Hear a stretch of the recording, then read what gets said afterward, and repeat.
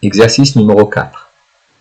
Un grêlon de masse 13 grammes qui chute d'un point A d'altitude 1500 mètres sans vitesse initiale atteint le sol au point d'altitude ZB égale à 0 m.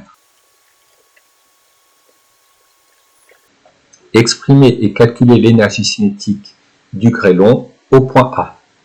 L'énergie cinétique du grêlon au point A est égale à 1,5 multiplié par la masse du grêlon multiplié par la vitesse du grêlon au point A, sachant que le grêlon tombe sans vitesse initiale du point A, la vitesse du grêlon au point A est nulle, donc l'énergie cinétique du grêlon au point A est égale à 0 joule.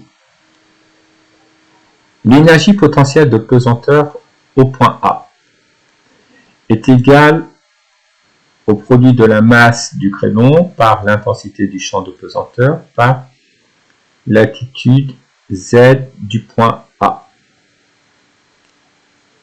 Le grêlon fait 13 grammes, l'altitude du point A 1500 mètres et petit g 9,81 mètres par seconde au carré.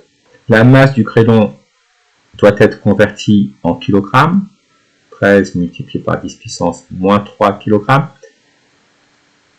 G vaut 9,81, ZA 1500 mètres, 13 multiplié par 10 puissance moins 3, multiplié par 9,81, multiplié par 1500, cela nous donne 191,295, donc on va arrondir ceci à 1,9 fois 10 puissance 2 joules.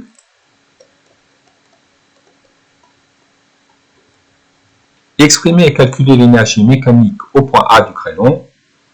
L'énergie mécanique du grêlon au point A est égale à la somme de l'énergie cinétique du grêlon au point A et de son énergie potentielle de pesanteur. L'énergie cinétique est égale à 0 joule. L'énergie potentielle de pesanteur est égale à 1,9 fois 10 puissance 2 joules. L'énergie mécanique au point A est donc égale à 1,9 fois 10 puissance 2 joules. Exprimer l'énergie mécanique du grêlon au point B. L'énergie mécanique du grêlon au point B est égale à la somme de l'énergie cinétique du grêlon au point B et de son énergie potentielle de pesanteur. L'énergie cinétique du grêlon au point B est égale à 1,5 de la masse du grêlon multiplié par la vitesse du grêlon au point B élevé au carré, plus l'énergie potentielle de pesanteur au point B est égale à la masse du grêlon multipliée par l'intensité du champ de pesanteur multipliée par l'altitude du point B.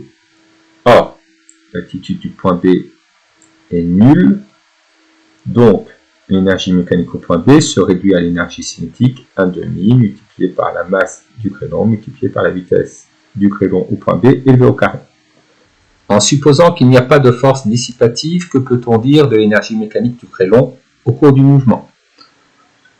En l'absence de force dissipative appliquée au grêlon, l'énergie mécanique du grêlon se conserve.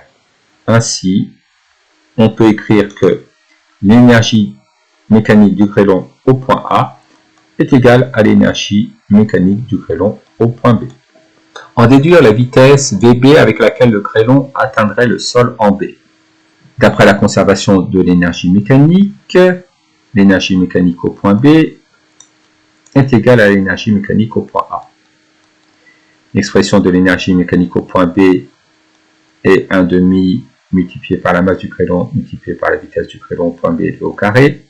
L'énergie mécanique au point A a été calculée.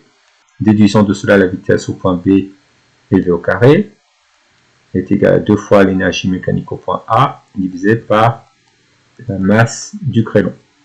La vitesse du grêlon au point B est donc égale à racine carrée de 2 multiplié par l'énergie mécanique au point A divisé par la masse du grêlon. L'énergie mécanique du grêlon au point A est égale à 1,9 fois 10 puissance 2 joules et la masse du grêlon est égale à 13 fois 10 puissance moins 3 kg. Passons à l'application numérique. La vitesse du point B est égale à racine carrée de 2 multiplié par 1,9 fois 10 puissance 2 divisé par 13 multiplié par 10 puissance moins 3 racine carrée, entre parenthèses, de 2 multiplié par 1,9 fois 10 puissance 2, donc 190, divisé par 13 multiplié par 10 puissance moins 3. Cela nous donne une vitesse du grêlon de 170 mètres par seconde, 1,7 fois 10 puissance 2 mètres par seconde.